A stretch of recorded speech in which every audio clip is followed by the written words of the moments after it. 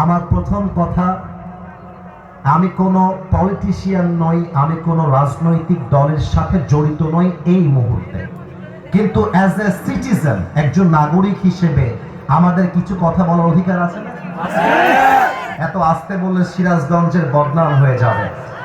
আরে আমি তো সিরাজগঞ্জের মাটিকে নিয়ে বলেছিলাম, সিরাজগঞ্জের মানুষ যখন কথা বলে বিড়ালের মতো নয়, সিংহের মতো গর্জন দিয়ে এরা কথা বলে। এরা যখন কথা বলে কথার সাউন্ডে বোঝা যায় এরা কাপুরুষের সন্তান নয়, বেপুরুষের সন্তান। আমার প্রথম কথা, আগামীর বাংলাদেশের পার্লামেন্টে আমরা কোনো নারী নেতৃত্ব বাংলাদেশে দেখতে চাই না। আমার দুই নাম্বার, আমরা চাই আমাদের বাংলাদেশে আগামীতে এমন একজন প্রধানমন্ত্রী হবেন, আমার দেশের প্রধানমন্ত্রী চাইলে দেশের সংসদে দাঁড়িয়ে যেমন বক্তব্য দিবে, আরে আমার বাংলাদেশের প্রধানমন্ত্রী চাইলে ঢাকার জাতীয় মসজিদ বাইতুল মুকাররমে দাঁড়িয়ে জুমার খুতবা দেওয়ার যোগ্যতাও রাখবে।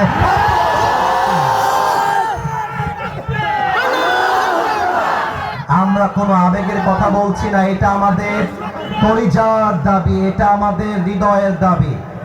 আমার কোনো একটা মাহফিলে একজন বাধা দিয়ে আপনারা দেখেছেন কি কাণ্ডটা সে ঘটিয়েছিল।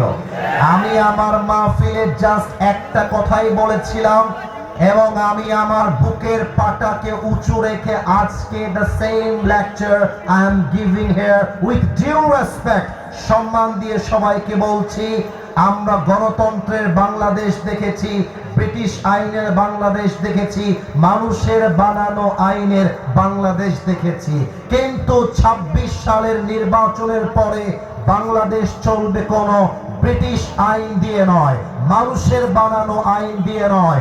আগামীতে পার্লামেন্ট চলবে আল্লাহর কোরআনের সংবিধান দেশে।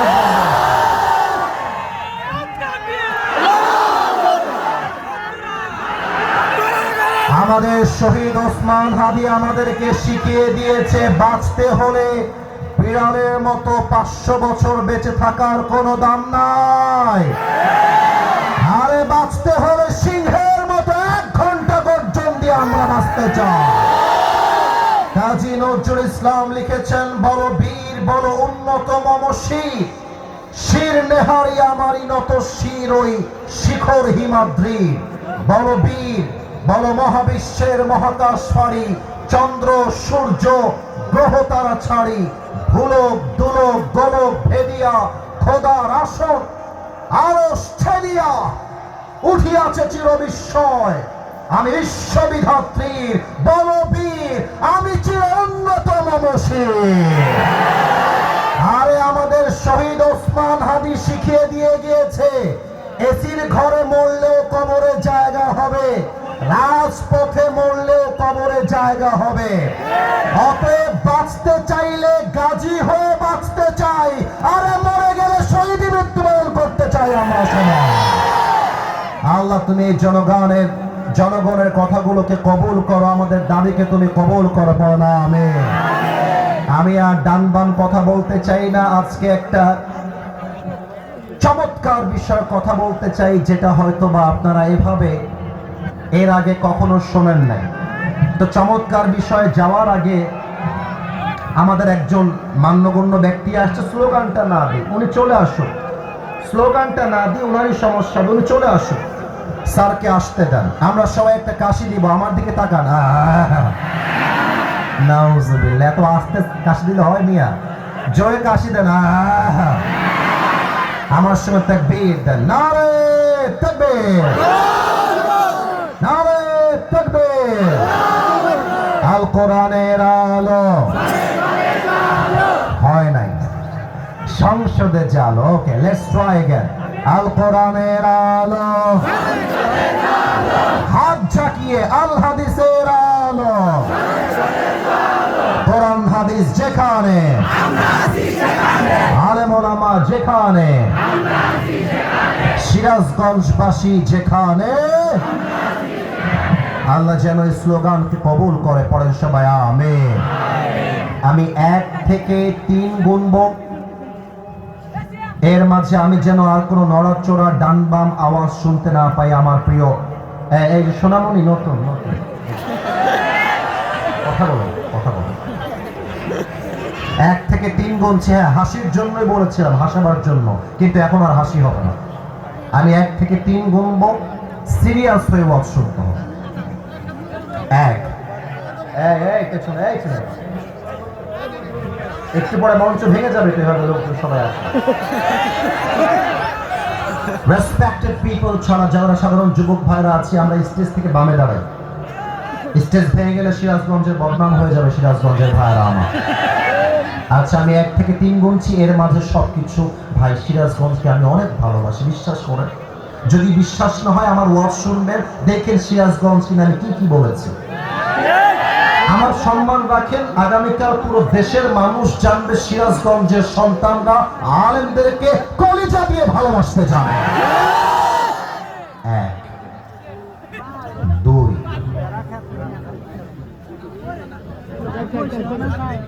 আস্তাগফিরুল্লাহ, আস্তাগফিরুল্লাহ, 3, মাশাআল্লাহ। পরিবেশ 95% সুন্দর হয়ে গেছে। প্রিয় সিরাজগঞ্জের সলঙ্গাবাসী, আজকে আমাদের আলোচনার বিষয় হচ্ছে এমন একজন মহিয়সী জান্নাতি নারীর জীবনী, যে নারীর নামটা আমি বলবো না, নামটা আপনারা বলবেন। আমি কিছু ক্লু দিচ্ছি, আমি কিছু আলামত বলে দিচ্ছি, দেখা যাক সিরাজগঞ্জের মুরব্বী এবং যুবকরা আমাকে আনসার করতে পারে কিনা। নবীজির উত্তর যেন আসতে না আসে। নবীজির কোন পুত্র সন্তান তথা ছেলে সন্তান দুনিয়াতে কেউ কি বেঁচে ছিল? উত্তরটা সঠিক, কিন্তু আজকে শুনলাম কেউ কি বেঁচে ছিল? যখন কাফেররা নবীজিকে বলতে শুরু করলো যে মুহাম্মদ, তুই তো লেজ কাটা বংশের মানুষ, নাউজুবিল্লাহ বলবেন না? তুই লেজ কাটা বংশের হওয়ার জন্য তোর কোনো সন্তান দুনিয়াতে বেঁচে থাকে না, বলেন সবাই নাউজুবিল্লাহ। কাফেররা যখন চতুর্পাশ থেকে নবীজিকে বাজে ভাষায় গালিগালাজ শুরু করলো, বাজে ভাবে কটাক্ষ শুরু করলো, নবীজি হতাশ হয়ে গেলেন। হায় হায়, আমার কোনো সন্তান দুনিয়াতে বেঁচে থাকে না কেন? কাফেররা আমাকে গালি দেয় কেন? আমার কি এমন সন্তান আসবে না যার দ্বারা আমার বংশটা বিস্তার পাবে? নবীজির বংশকে বিস্তার করবার জন্য নবীজিকে একজন কন্যা সন্তান আল্লাহ তাআলা দিলেন। বলেন তো সেই মেয়েটার নাম কি ছিল?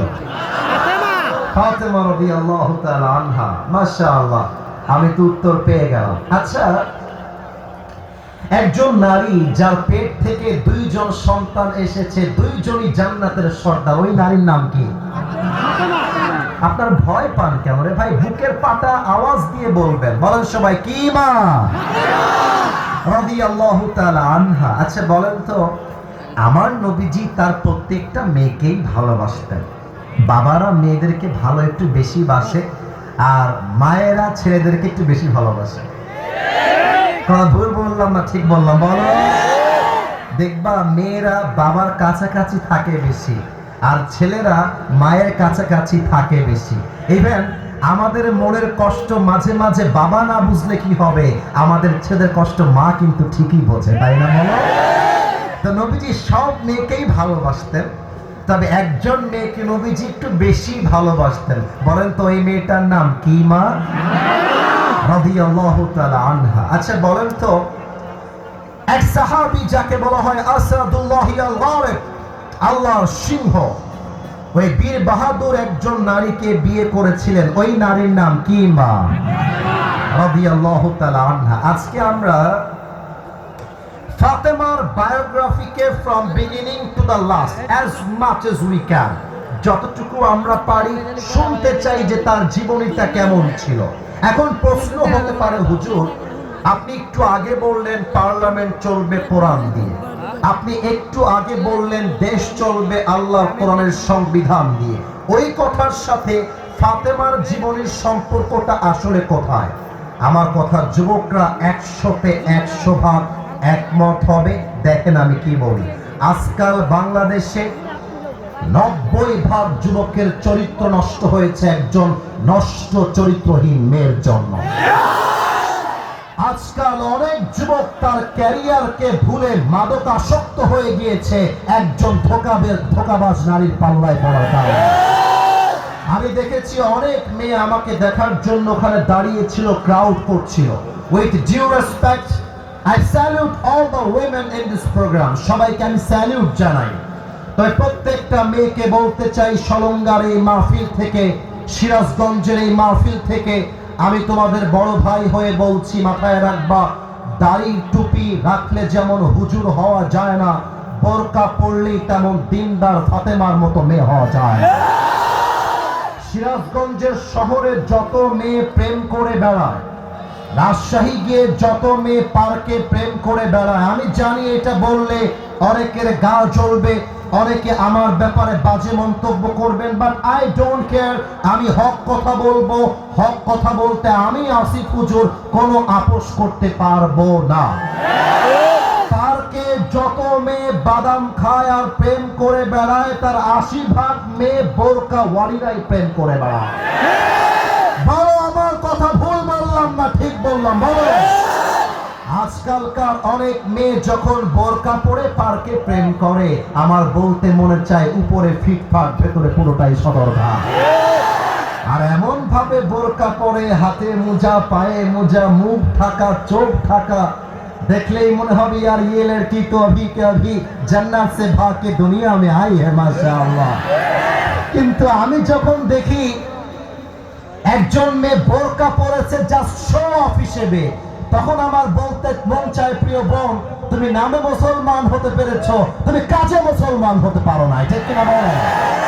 তাহলে ফাতেমা রাদিয়াল্লাহু তাআলা আনহার স্ট্যাটাস যদি জানতে পারেন, তার লাইফ স্টাইল যদি জানতে পারেন, আগামীকাল থেকে আশা রাখা যায় সিরাজগঞ্জের কোন মেয়ে তার স্বামীর চোখে চোখ রাঙিয়ে কথা বলতে পারবে না। ফাতেমার জীবনী জানলে কোন মেয়ে টিকটকে গিয়ে নাচতে পারবে না। আমরা সবাই জানতে চাই নাকি চাই না? আওয়াজটা আসতে পাইলাম? ক্যামেরায় রেকর্ড হচ্ছে, আরো আসতে পাইলাম। চাই নাকি চাই না? আসুন আমরা জীবনীটা শুরু থেকে শুরু করি।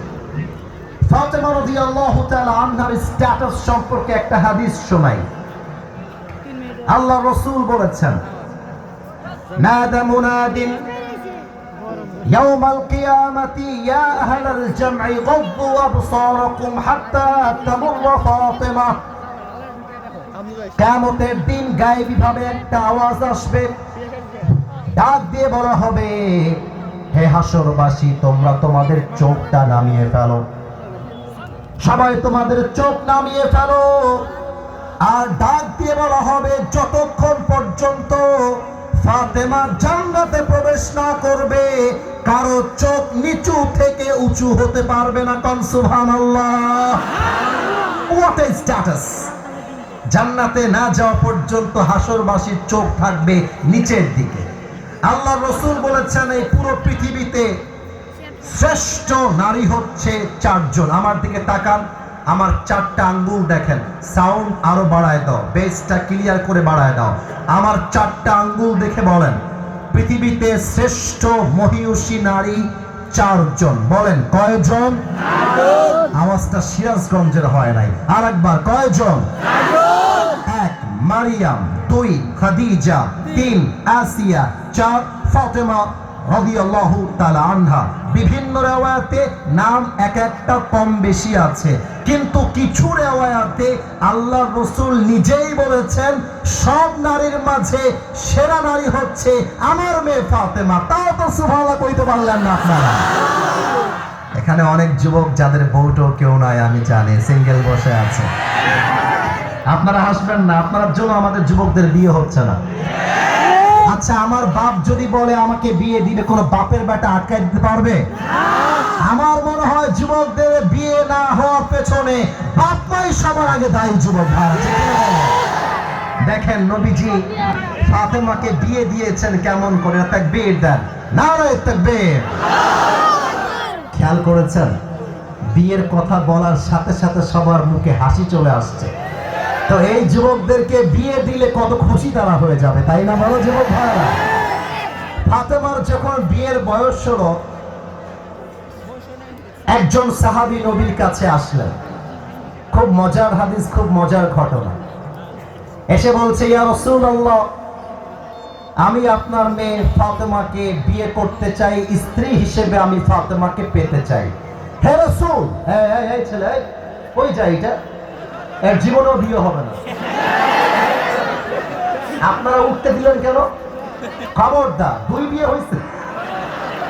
আচ্ছা ঠিক আছে, কেউ যদি উঠে যায়, একজনকে দেখলাম, এবার যদি কেউ উঠে যায় লুঙ্গিটা টান দিয়ে ধরে বসায় দেওয়া লাগবে। নবীজি, আপনি কি আপনার মেয়েকে আমার সাথে বিয়ে দিবেন? নবীজি ইয়েসও বললেন না, নো বললেন না। আমার মাথার দিকে সবাই তাকাবেন। নবীজি মাথাটা নিচু করে বসে আছেন। ওই সাহাবী বুঝে গেছে এখানে আমার বিয়ের প্রস্তাব খাটবে না, আই এম রিজেক্টেড, আমার বিয়ে ক্যান্সেল, বের হয়ে গেছে।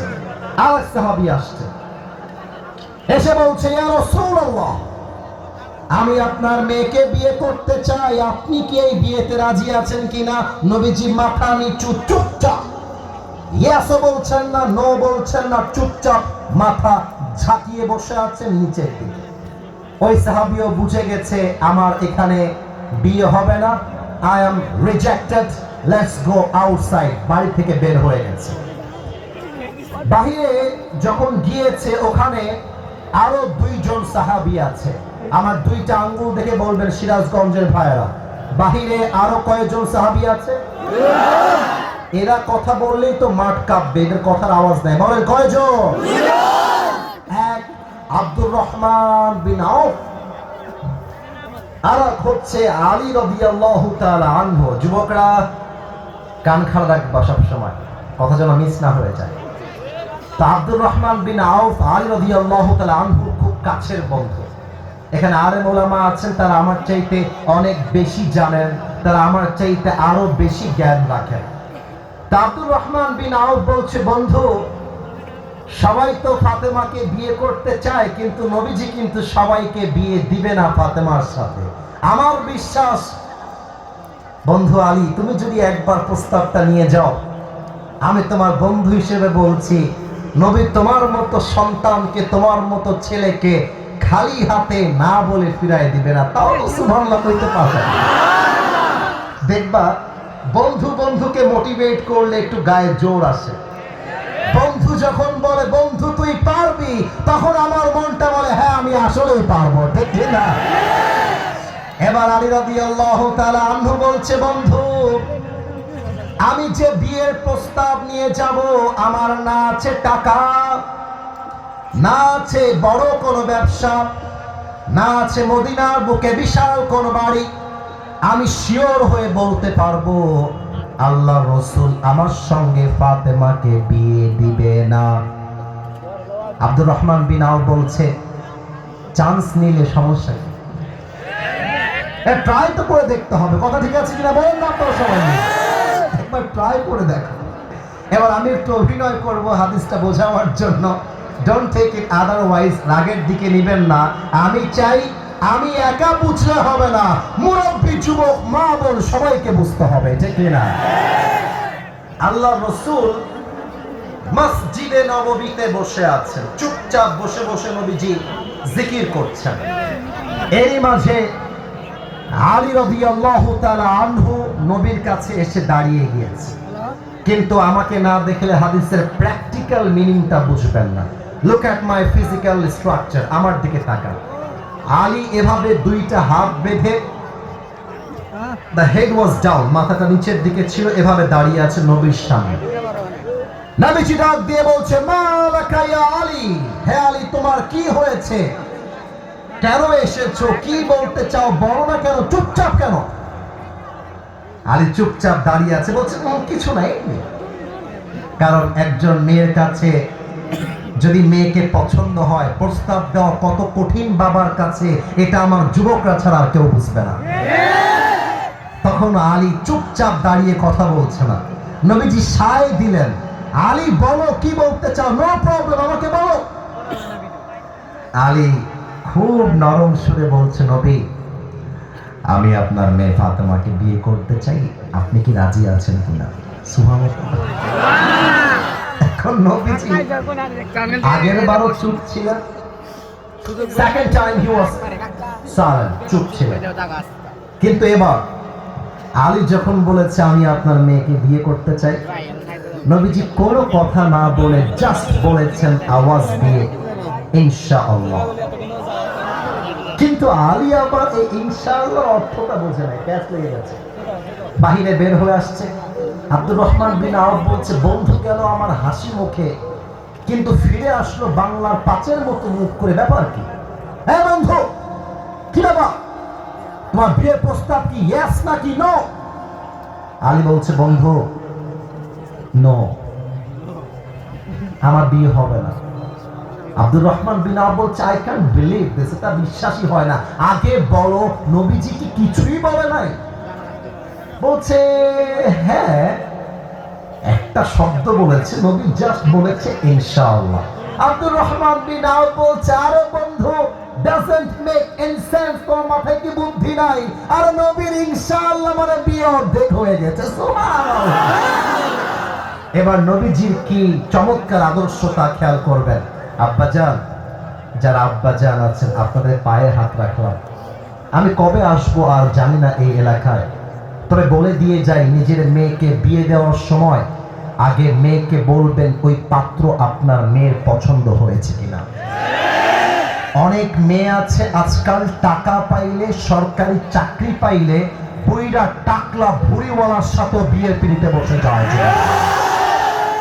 নবীজি এবার ফাতেমার কাছে আসছে, এসে বলছে আম্মা জান আমি আপনার জন্য একজন পাত্র দেখেছি আপনার স্বামী হিসেবে। ফাতেমা চুপচাপ বসে আছে, বিয়ের প্রস্তাব তো মেয়েরা একটু লজ্জা বেশি পায়। তাই এবার নবীজি বলছে ফাতেমা তুমি কি বিয়েতে রাজি আছো মা? ফাতেমা বলছে আব্বাজান পাত্রের নাম কি আগে তাই বলেন। এবার নবীজি বলছে পাত্রের নাম হচ্ছে ইসমুহু আলী, ওর নাম হচ্ছে আলী। অবাক করা বিষয় হচ্ছে প্রস্তাব আসার আগে থেকেই আলী যেমন ফাতেমাকে পছন্দ করে, ফাতেমাও তেমন আলীকে মন থেকে পছন্দ করে। সুবহানাল্লাহ পড়বেন না আপনারা? এই ফাতেমা তুমি কি রাজি নাকি রাজি না? চুপচাপ ফাতেমা বসে আছে। নবীজি একটু খেয়াল করে দেখছে ফাতেমা মুচকি মুচকি হাসতেছে। আর বিয়ের ব্যাপারে হাদিসে আসছে কোন মেয়ে যদি হ্যাঁ না বলে জাস্ট একটা মুচকি হাসি মেরে দেয়, বুঝে নিবেন ডাল মে কুছ কালা তো জরুর হ্যাঁ। নবীজি বলছে ফাতেমা তোমার মতামত আমি বুঝে গেছি, এবার বিয়ে দেওয়ার পালা। এবার নবীজি বললেন আমার ফাতেমার সঙ্গে আলীর বিয়ে হবে, এটা আমি নবীর সিদ্ধান্ত নয়, এটা আমার আল্লাহর সিদ্ধান্ত। তবুও আমি আমার মেয়ের থেকে অনুমতি নিয়ে বুঝালাম যখন তোমরা তোমাদের মেয়েকে বিয়ে দিবা যাত্রার সঙ্গে গাঞ্জাখোরের সঙ্গে নয়, তোমার মেয়ে যাকে পছন্দ করে তাকে বিয়ে দেওয়া লাগবে। তার নামই নবীর আদর্শ। যুবক ভাইরা আমার, আচ্ছা আমার দিকে একবার তাকায় বলেন তো, এই যে আমার হাতে নাচতেছি এটার নাম কি? এরা বলেছে আপনারা বলেন না। আচ্ছা মাইকটা হটালাম, এইটার নাম কি? একটা অবাক করা বিষয় দেখেছেন, আমার স্টেজে বেশিরভাগ মানুষ দাড়িওয়ালা আছে, আমার সামনে দাড়িওয়ালা বসে আছে। একটা প্রশ্ন না করে আজকে পারলাম না, আমাকে দাড়িতে কি আনস্মার্ট লাগতেছে? এত আসতে বললে আমি খুব রাগ করব। আমাকে দাড়িতে খ্যাত খ্যাত লাগতেছে? আমার আব্বাজান সভাপতি সাহেব আমাদের সবার দাঁড়িয়ে আছে, আমাদেরকে দেখতে কি অসুন্দর লাগতেছে? কিছু মেয়ে আছে দেখবা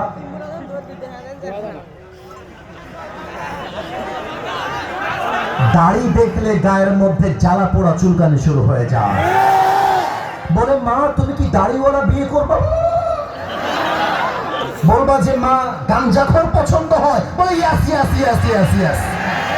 এবং আমি আমার সিরাজগঞ্জের মাহফিলে বলেছিলাম যেই মেয়েদের আজকাল দাড়িওয়ালা পছন্দ হয় না, এদের জন্য বিটিএস এর হিজরা ছাড়া সেকেন্ড কোন অপশন আমাদের কাছে নাই। আরে যে মেয়ে আমাকে দাড়ির জন্য বিয়ে করতে চায় না সে তো আমার বাড়ির বউ হওয়ার যোগ্যতাই রাখে না। আর যে মেয়ে আমাকে দাড়ির জন্য বিয়ে করতে চায় সেই তো আমার বাড়ির বউ হওয়ার যোগ্যতা রাখে। ফাতেমা আলীকে বিয়ে করেছে, আলীর মুখে লম্বা চাপ দাঁড়িয়ে ছিল। আপনি হাদিস পড়েন, কই আলীকে তো দাড়ির জন্য ফিরিয়ে দেয় নাই, বরং ফাতেমা আলীকে বিয়ে করে প্রমাণ করেছে বিয়ের সময় টাকা পয়সা ফ্যাক্ট না, স্বামীর চরিত্রটাই হচ্ছে আসল ব্যাপার। এবার একটা প্রশ্ন সবার কাছে, মুরব্বীরা, আব্বাজান, আপনারা উত্তর না দিলে এই ওয়াজটা হবে না। যুবকরা তো দিবে, মুরব্বীদেরকে উত্তর দেওয়া লাগবে। ও আব্বাজান বলেন, সবাই বিয়ের পরে স্বামীর সাথে ঝগড়া আছে না নাই? আওয়াজটা পাই না। বউ স্বামীর ঝগড়া বিয়ের পরে আছে না নাই?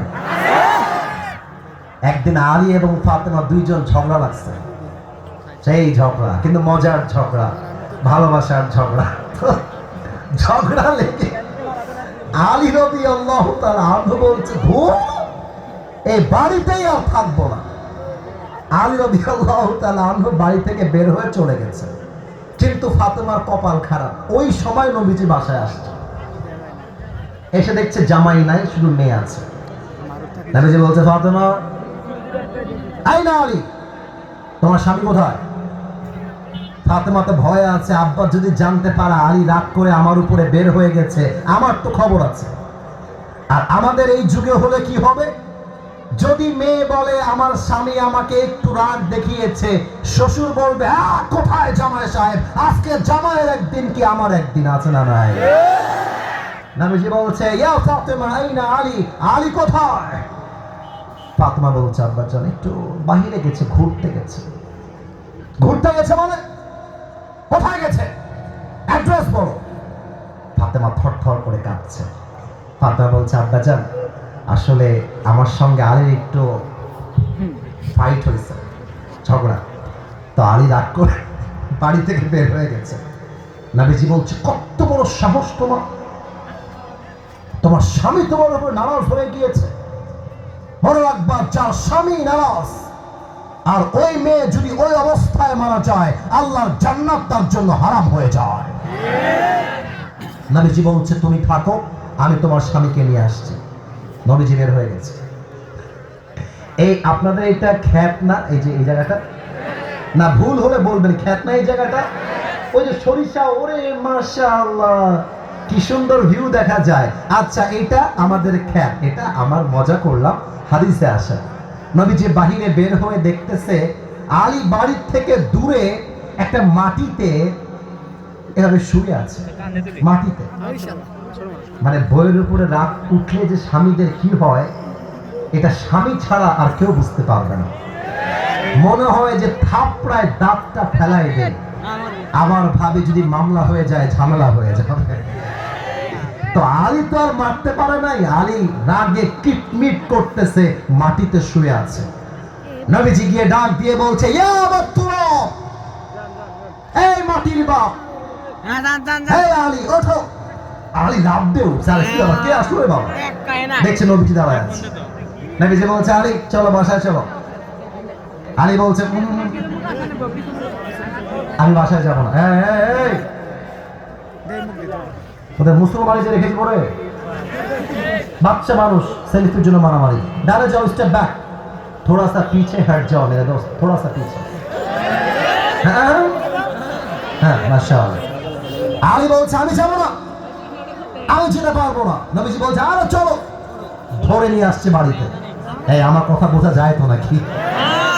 এবার আমি একটু মাইক থেকে পেছনে গেলাম। আলীকে ধরে নিয়ে আসছে নবীজি, ফাতেমা ঘরে খাটে বসে আছে। আলীকে যখন নবীজি ধরে নিয়ে আসছে, ফাতেমা রাগের ঠেলায় মাথা উঁচু করছে না, এভাবে বসে আছে। মেয়েদের রাগ যেমন হয় আর কি। নবীজি আলীকে নিয়ে এসে বলছে, তুমি তোমার বইয়ের পাশে বসো। আলী ফাতেমার পাশে বসে গেছে। এবার নবীজি কি করেছে খেয়াল করেন। নবীজি ফাতেমার হাতটা নিয়ে বলছে, মা তোমার হাতটা আমার বুকে রাখো। ফাতেমা তার হাতটা নবীজির বুকে রেখেছে। নবীজি বলছে, আলী রাগ করলে চলবে না, তোমার হাতটা আগায় দাও। এবার আলীর হাতটা নিয়ে ফাতেমার হাতের উপরে রেখেছে এবং এই দুই হাতের উপরে নবীজি তার নিজের হাত মোবারক রেখে দিয়েছে। বলছে, আলী বলো, ফাতেমা আই লাভ ইউ, আমি তোমারে ভালোবাসি। আলী বলতেছে, হায় হায় হায়, দোষ জারি হোক, সরি বলতে হয় পুরুষদেরকে, জীবন ভাইরা, তাই না বলো? আলী বলছে ঠিক আছে ফাতেমা, আমি তোমাকে অনেক ভালোবাসি। এবার নবীজি বলছে ফাতেমা তুমিও বলো আমি তোমাকে অনেক ভালোবাসি। ফাতেমা বলছে হ্যাঁ আমি অনেক ভালোবাসি। বাস এই কথা বলার সাথে সাথে যত রাগ অভিমান ছিল মাটিতে মিশে গেছে, স্বামী স্ত্রী মিলে একাকার হয়ে গিয়েছে। নবীজি বাড়ি থেকে সোজা গিয়েছে মসজিদে নববীতে। সাহাবায়ে কেরাম বলছে হে রাসূল, আপনাকে দেখে কেন যেন মনে হচ্ছে এত মুচকি হাসি, এত সুন্দর হাসি, আপনার মুখ থেকে কেন যেন নূরের আলো বের হচ্ছে। সুবহানাল্লাহ। নবীজি বলছে এটা আমার খুশির আলো, কারণ আমি এই মুহূর্তে আমার মেয়ে ফাতেমাকে তার স্বামীর বুকে ফিরিয়ে দিয়ে চলে আসছি। সুবহানাল্লাহ বলবেন না আপনারা মিয়া? এই হচ্ছে নবীজির জীবনের আদর্শ। আর আজকালকার মেয়েরা স্বামীর সঙ্গে ঝগড়া হইলে এই তুমি আমাকে তালাক দাও, আমি তোমার ঘরে আর ভাত খাবো না, আমি এই বাড়িতে আর থাকবো না, মামলা দিব, তোমার জেলে ভরে ছাড়বো, এই কথাগুলো বলে। আর স্বামী বলে তোরে তালাক, তোর বাপ তালাক, তোর মা তালাক, তোর 14 গোষ্ঠী তালাক। সম্পর্কটা একটা মুহূর্তে ভেঙে চূর্ণ বিচূর্ণ হয়ে